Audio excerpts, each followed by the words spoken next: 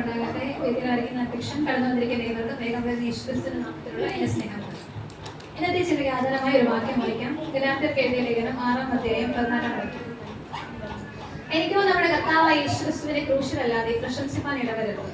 അവനാൽ ലോകം എനിക്കും ഞാൻ ലോകത്തിനും ക്രൂശിക്കപ്പെട്ടിരിക്കുന്നു.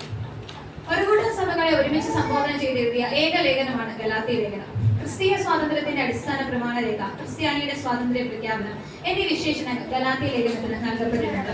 ന്യായപ്രമാണ ആചരണവാദത്തിനെതിരെയുള്ള ശക്തമായ പ്രതിവാദവും ദൈവകൃപാ സുവിശേഷത്തിന്റെ സ്ഫുടമായ അവതരണവുമാണ് ഈ ചെറുലേഖനം.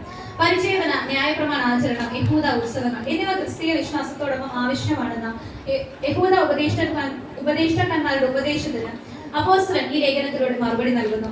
ഈ ലേഖനത്തിന്റെ ഉപസംഹാരത്തിൽ സകല ദൈവമക്കളെയും അപ്പോസ്തലൻ ഓർമ്മിപ്പിക്കുന്നതായ ഒരു വിഷയമാണ് നാം ഇവിടെ വായിച്ചത്.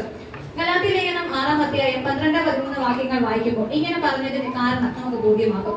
ഇവിടെ അപ്പോസ്തലൻ 2 വിഷയങ്ങളാണ് പറയുന്നത്. ഒന്ന്, എനിക്കോ നമ്മുടെ കർത്താവ് യേശുക്രിസ്തുവിനെ ക്രൂശിലല്ലാതെ പ്രശംസിപ്പാൻ ഇടവരരുത്. രണ്ടാമതായി, യേശുക്രിസ്തുവിനാൽ ലോകം എനിക്കും ഞാൻ ലോകത്തിന് ക്രൂശിക്കപ്പെട്ടിരിക്കുന്നു.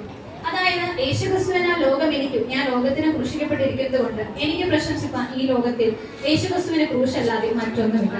അപ്പോസ്തലനായ പൗലോസിനെ സംബന്ധിച്ചിടത്തോളം മറ്റാരെക്കാളും പ്രശംസിക്കാൻ യോഗ്യനായ ഒരു വ്യക്തിയാണെന്ന് ഫിലിപ്പിയർ 3-ാം അധ്യായം 4, 5, 6 വാക്യങ്ങൾ വായിക്കുമ്പോൾ കാണാൻ സാധിക്കും. പൗലോസ് പറയുകയാണ് ഫിലിപ്പിയർ 3:7, എങ്കിലും എനിക്ക് ലാഭമായിരുന്നത് ഞാൻ ക്രിസ്തു നിമിത്തം ചെയ്യണമെന്ന് തന്നെയിരിക്കുന്നു.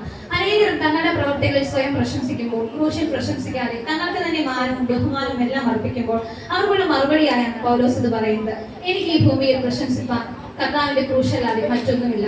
എന്റെ പാപങ്ങൾക്ക് പരിഹാരം വരുത്തിയത് ഈ ക്രൂശ് മുഖാന്തരമാണ്. ദൈവത്തിന്റെ ശത്രുവായിരുന്ന എന്നെ മിത്രമാക്കിയതും ഈ ക്രൂശ് മുഖാന്തരമാണ്. എല്ലാത്തിനും ഉപരി ഇന്ന് കർത്താവിന്റെ ദാസനായിരിക്കുന്നതും ഈ ക്രൂശ് മുഖാന്തരമാണ്. എന്താണ് ക്രൂശിന്റെ മാർഗം? അത് നിന്ദയുടെ മാർഗമാണ്, അപമാനത്തിന്റെ മാർഗമാണ്, കഷ്ടതയുടെ മാർഗമാണ്, പരിഹാസത്തിന്റെ മാർഗമാണ്. എല്ലാറ്റിനും ഉപരി അത് രക്ഷയുടെ മാർഗമാണ്, അത് നിത്യജീവന്റെ മാർഗമാണ്. ആകയാൽ പ്രിയമുള്ളവരെ, നമ്മുടെ കർത്താവിന്റെ മടങ്ങിയവരെ ഏറ്റവും അടുത്തിരിക്കാൻ നമുക്ക് ഈ ഭൂമിയിൽ പ്രശംസിപ്പാൻ നമ്മുടെ കർത്താവിന്റെ ക്രൂശിലല്ലാതെ മറ്റൊന്നുമില്ല. നമുക്ക് അപ്പോസ്തലനായ പൗലോസിനോട് ഒന്നിച്ച് പറയാം, എനിക്കും നമ്മുടെ കർത്താവായ യേശുക്രിസ്തുവിന്റെ ക്രൂശിലല്ലാതെ പ്രശംസിപ്പാൻ ഇടവരരുത്. ഈ വചനങ്ങളാൽ ദൈവം നമ്മെ ധാരാളമായി